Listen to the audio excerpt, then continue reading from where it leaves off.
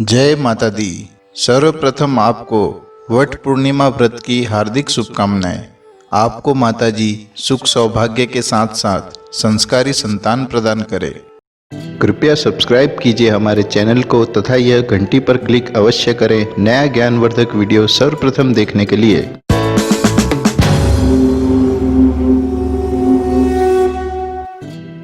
नमस्कार दोस्तों, मैं विनोद पांडे आपका हार्दिक स्वागत करता हूं आपके अपने YouTube चैनल पर। सनातन हिंदू धर्म में प्रत्येक मास की पूर्णिमा को अत्यंत महत्वपूर्ण माना गया है, किंतु ज्येष्ठ मास की पूर्णिमा अन्य प्रत्येक पूर्णिमा में अति पावन मानी जाती है। अतः भारतवर्ष में सुहागिन महिलाओं द्वारा ज्येष्ठ मास की पूर्णिमा के शुभ दिवस वट पूर्णिमा का दिव्य व्रत मनाया जाता है। यह व्रत वट सावित्री व्रत के समान ही किया जाता है। स्कंद पुराण एवं भविष्योत्तर पुराण के अनुसार तो वट सावित्री व्रत ज्येष्ठ मास की पूर्णिमा को रखा जाता है। गुजरात, महाराष्ट्र व दक्षिणी भारत में विशेष रूप से महिलाएं ज्येष्ठ पूर्णिमा को वट सावित्री व्रत रखती हैं। उत्तर भारत में यह व्रत ज्येष्ठ अमावस्या को रखा जाता है। पौराणिक मान्यताओं के अनुसार ज्येष्ठ पूर्णिमा का स्नान दान आदि के लिए अत्यंत महत्व है तथा यह पूर्णिमा भगवान भोलेनाथ के लिए भी जानी जाती है। भगवान शंकर के भक्त अमरनाथ की यात्रा के लिए गंगा जल लेकर इसी शुभ दिवस पर अपनी यात्रा का प्रारंभ करते हैं। मान्यता है कि इस दिन गंगा स्नान के पश्चात पूजा अर्चना कर दान दक्षिणा देने से समस्त मनोकामनाएं शीघ्र पूर्ण हो जाती है। वट पूर्णिमा व्रत के दिन वट वृक्ष की पूजा करने का विधान है। मान्यता के अनुसार वट वृक्ष के नीचे सती सावित्री ने अपने पतिव्रत के बल से यमराज से अपने मृत पति को पुनः जीवित करवा लिया था। उस समय से ही वट पूर्णिमा नामक यह व्रत मनाया जाने लगा था। इस दिवस महिलाएं अपने अखंड सौभाग्य तथा जीवन के कल्याण हेतु यह व्रत करती हैं। ज्येष्ठ पूर्णिमा को वट पूर्णिमा व्रत के रूप में मनाया जाता है। अतः वट सावित्री व्रत पूजा विधि के अनुसार ही वट पूर्णिमा का व्रत किया जाता है। धार्मिक ग्रंथों के अनुसार वट वृक्ष की जड़ों में ब्रह्मा, तने में भगवान विष्णु तथा डालियों एवं पत्तियों में भगवान शिव का निवास स्थान माना गया है। वट वृक्ष के दर्शन, स्पर्श तथा सेवा से व्रती के प्रत्येक पाप नष्ट होते हैं, दुख समस्याएं तथा रोग दूर हो जाते हैं। अतः इस वृक्ष को रोपने से अक्षय पुण्य का संचय होता है। वैशाख तथा ज्येष्ठ आदि जैसे पुण्य मासों में इस वृक्ष की जड़ों में जल अर्पण करने से प्रत्येक पापों का नाश होता है तथा विविध प्रकार की सुख संपदा प्राप्त होती है। वट पूर्णिमा व्रत में महिलाएं वट वृक्ष की पूजा करती हैं तथा वट की पूजा के पश्चात सती सावित्री की कथा अवश्य सुनती, सुनाती तथा पढ़ती हैं। यह कथा सुनने, सुनाने तथा वाचन मात्र से ही सौभाग्यवती महिलाओं की अखंड सौभाग्य की मनोकामना पूर्ण होती है। वट पूर्णिमा व्रत पूजा विधि। वट पूर्णिमा व्रत को वट सावित्री व्रत के रूप में मनाया जाता है। अतः वट सावित्री व्रत पूजा विधि के अनुसार ही वट पूर्णिमा का व्रत किया जाता है। इस पूजा को करने वाली स्त्रियां सबसे पहले पूजा वाले दिन प्रातः उठकर स्नान कर शुद्ध हो जाती हैं। इसके पश्चात नए वस्त्रों तथा आभूषणों को धारण करती हैं। वट पूर्णिमा वाले दिन सभी स्त्रियां उपवास रखती हैं तथा पूजा के पश्चात ही भोजन ग्रहण करती हैं। इस दिन वट वृक्ष की पूजा करने का विधान है। अतः वृक्ष के नीचे एक स्थान को अच्छे से साफ करके वहां पर सभी आवश्यक पूजन सामग्रियों को रख दिया जाता है। इस पूजा के लिए 2 बांस की टोकरियां, जिसमें एक टोकरी में 7 प्रकार के अनाज तथा साथ में गुड़, भीगे हुए चने, आटे से बनी हुई मिठाई, कुमकुम, रोली, मोली, 5 प्रकार के फल, पान का पत्ता, धूप, घी का दिया, 1 लोटे में जल तथा 1 हाथ में पंखा, यह सभी सामग्री कपड़े के 2 टुकड़े से ढककर रखा जाता है। वहीं दूसरी टोकरी में माँ सावित्री की प्रतिमा रखी जाती है, जिसके साथ धूप, दीप, अक्षत, कुमकुम, मौली आदि पूजा सामग्री भी रखते हैं। इसके पश्चात सत्यवान तथा सावित्री की मूर्तियां निकालकर उसे वट वृक्ष की जड़ में स्थापित किया जाता है एवं इन मूर्तियों को लाल वस्त्र अर्पित करते हैं। वट वृक्ष में जल चढ़ाकर कुमकुम अक्षत चढ़ाते हैं।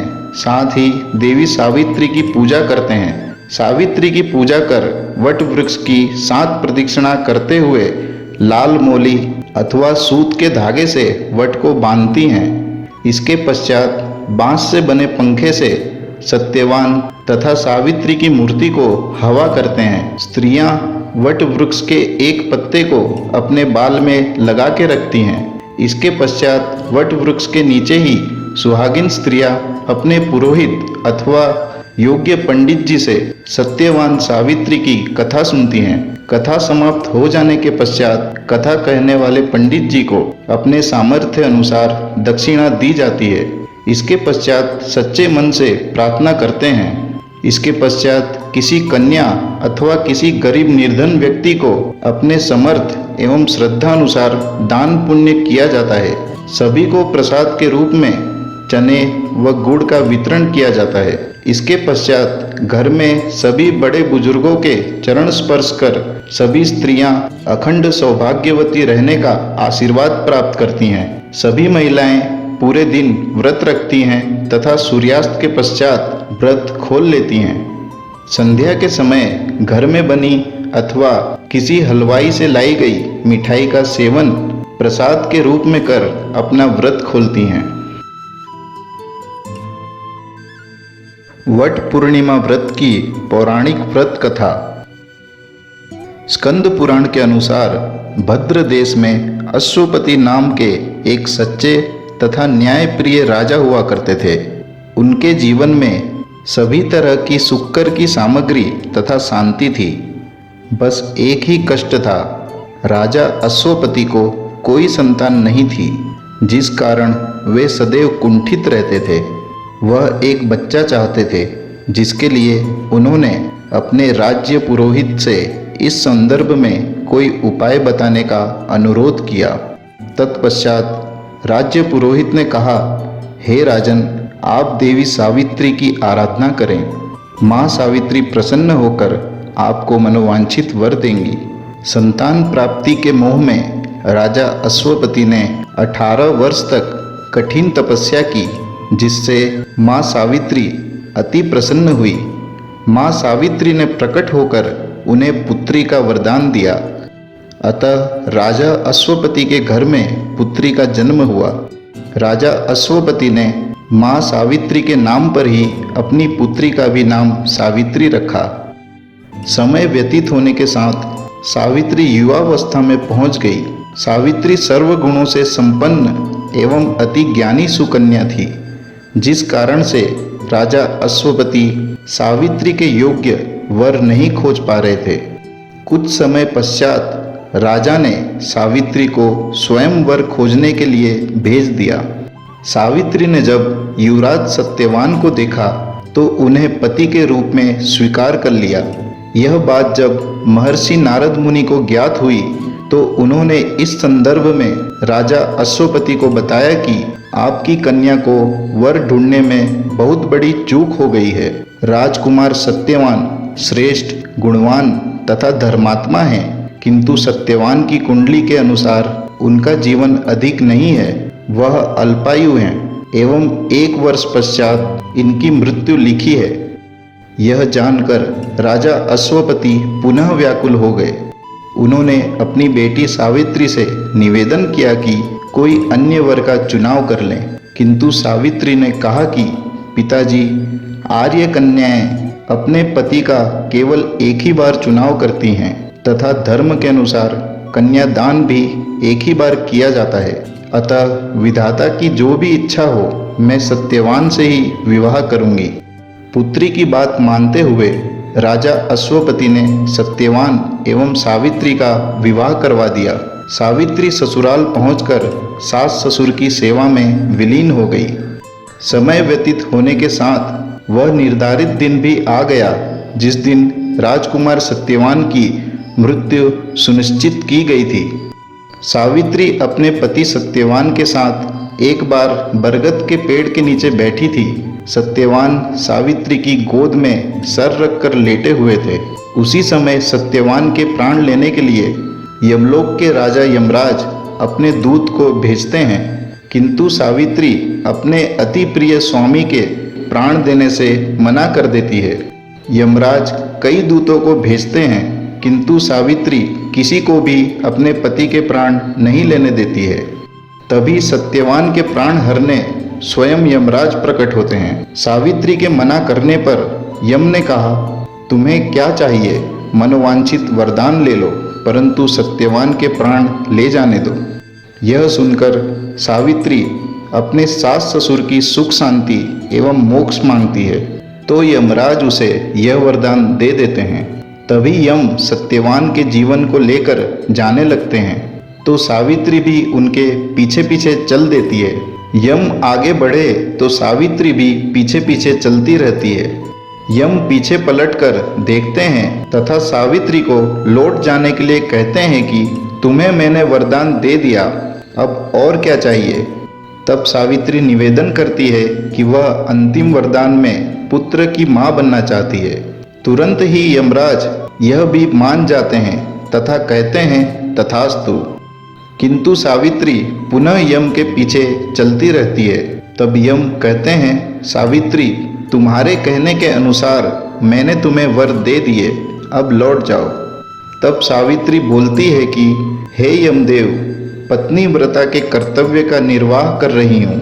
आपने तो पुत्र की माँ बनने का वरदान दे दिया, किंतु मैं पति के बिना माँ कैसे बनूंगी।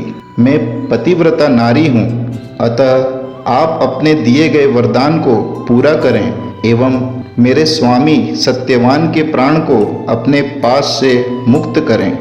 यह सुनकर यमराज कुछ नहीं बोल पाते, किंतु सावित्री के सच्चे स्नेह को जान जाते हैं एवं सावित्री के प्रयास को देख खुश हो जाते हैं तथा उसी समय सत्यवान की आत्मा उसके शरीर में पुनः भेज देते हैं। अतः राजकुमार सत्यवान पुनः जीवित हो जाता है। सावित्री उसी वट वृक्ष के नीचे पहुंचती है। दोनों हर्षित होकर अपने माता पिता के पास पहुंचकर उन्होंने देखा कि माता पिता दिव्य ज्योति में लीन हो चुके थे। अनंत काल तक सावित्री तथा सत्यवान सुख सौभाग्य भोगते हैं। इस प्रकार कथा संपन्न हुई। प्रेम से बोलिए माँ सावित्री की जय। दोस्तों, हमारा आपसे निवेदन है कि यह जानकारी आप व्हाट्सएप या फेसबुक जैसे सोशल मीडिया के माध्यम से अधिक शेयर करें तथा हमारे चैनल को सब्सक्राइब करके हमारा मनोबल बढ़ाएं। वीडियो देखने के लिए धन्यवाद। आशा करता हूँ हमारे द्वारा दी गई जानकारी आपको अच्छी लगी होगी। यदि आपका कोई सुझाव या प्रश्न है तो कमेंट बॉक्स में लिखकर हमें सूचित करें। भगवान आपको सफल बनाए तथा उज्जवल भविष्य प्रदान करे। धन्यवाद।